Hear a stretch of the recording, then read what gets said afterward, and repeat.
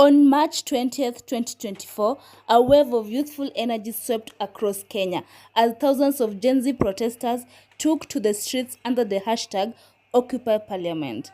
This moment marked more than just a protest.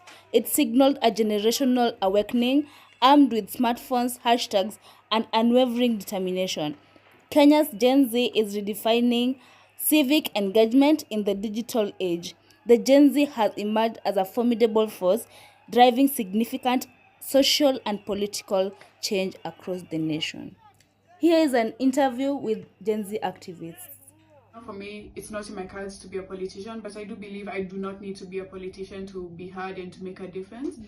And politics in Kenya is often a business, and the mindset that I've grown up with, unfortunately, is you get into the government and your values get swayed, and I don't want that path for me. I believe that the values I have and the integrity I have, I can continue to purport them even if I'm not in a assigned position of power, even if I claim that power for myself.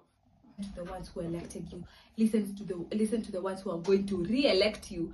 If you behave, you get. We are your people, you are our leaders, we chose you, please act right.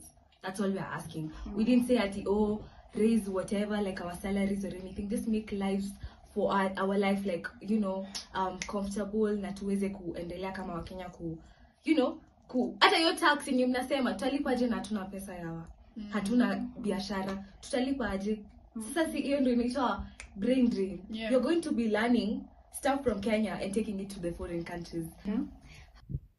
Aside from politics, Gen Zs have also taken an initiative to teach us more about beekeeping, which is also part of agriculture. We have some in an interview.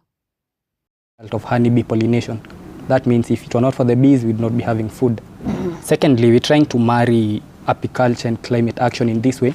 One, if we set up beehives in forests, in some communities in Kenya, it's a taboo to cut down trees that have beehives on them. They consider them sacred. Yeah, so they can't cut down those trees.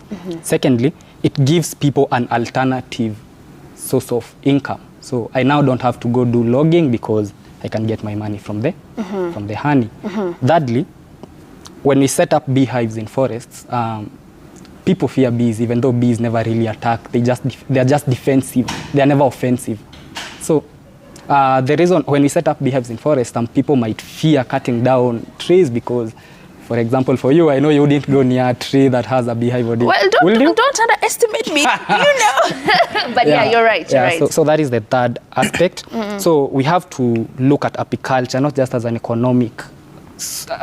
economic terms, but also as a mean of fulfilling the Paris Agreement of 2015. Great.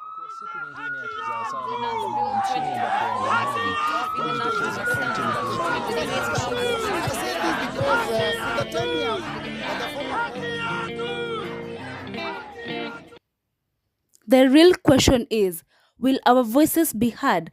Will changes be made? I'm Deborah Onyango, signing out.